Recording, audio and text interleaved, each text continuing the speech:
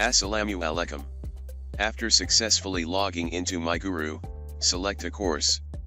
This time, I chose this biology course. In the biology course dashboard, look in the menu on the left and click the quiz menu. The item on the right panel is about the quiz that has already passed or been taken. Meanwhile, on the left side is the important one that needs to be answered. To begin, please click the button Start Now. Please read the question carefully and choose the answer wisely. Please make sure all question is answered before submitting. You can monitor the progress bar.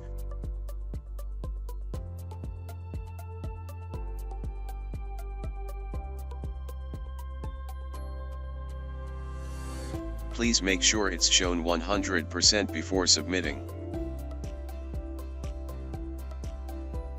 If everything is done, then click the button Submit Now to end the process. In summary, the details of the submission like status, time, date, and marks will be displayed to the student. However, the marks are subjective to the lecturer whether or not to display for students. That's all for now. Thank you for watching.